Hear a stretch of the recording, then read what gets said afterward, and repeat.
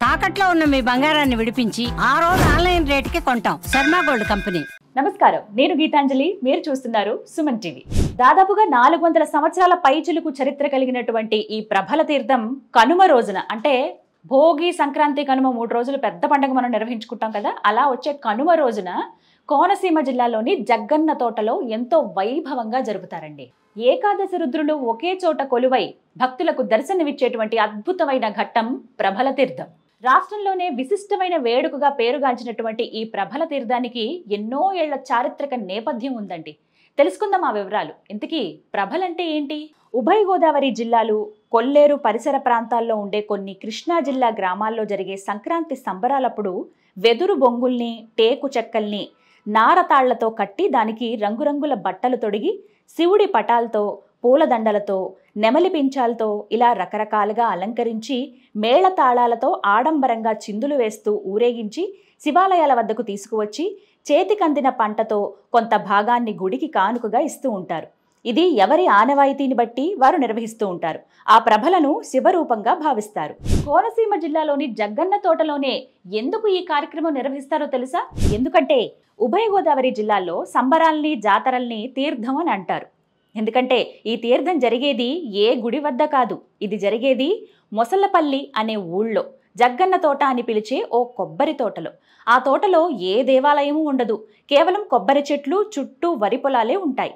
పూర్వం ఓసారి ఈ తీర్థానికి జగన్నాథుడనే పెద్దాపురం జమీందారు భారీ ఎత్తున విరాళాలిచ్చాడని, ఆయన్ను ప్రజలు జగ్గన్న అని పిలిచేవారని, ఆయన పేరు మీదనే ఈ తోటని జగ్గన్న తోటగా పిలుస్తారని చెబుతారు.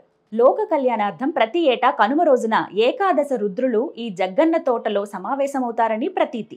ఆ సందర్భంగా కొన్ని వందల సంవత్సరాల నుండి జరపబడుతున్న విశిష్ట వేడుకగా ఈ ప్రభల తీర్థాన్ని చెప్పొచ్చు.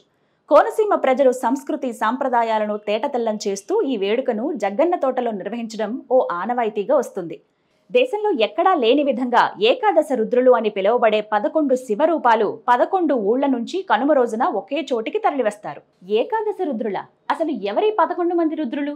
శ్రీ వ్యాఘ్రేశ్వర స్వామి వ్యాఘ్రేశ్వరం, శ్రీ మేనకేశ్వర స్వామి కె పెద్దిపూడి, శ్రీ ఆనంద రామేశ్వర స్వామి ఇరుసుమండ, శ్రీ విశ్వేశ్వర స్వామి వక్కలంక, శ్రీ చెన్న మల్లేశ్వర స్వామి నెదునూరు, శ్రీ రాఘవేశ్వర స్వామి ముక్కామల, శ్రీ భోగేశ్వర స్వామి మొసలపల్లి, శ్రీ మల్లికేశ్వర స్వామి పాలగుమ్మి, శ్రీ వీరేశ్వర స్వామి గంగలకుర్రు అగ్రహారం, శ్రీ మల్లేశ్వర స్వామి గంగలకుర్రు, శ్రీ అభినవ వ్యాఘ్రేశ్వర స్వామి పుల్లేటికుర్రు. అసలు ఇంతకీ ఈ ప్రభల తీర్థం విశిష్టత ఏంటో తెలుసా?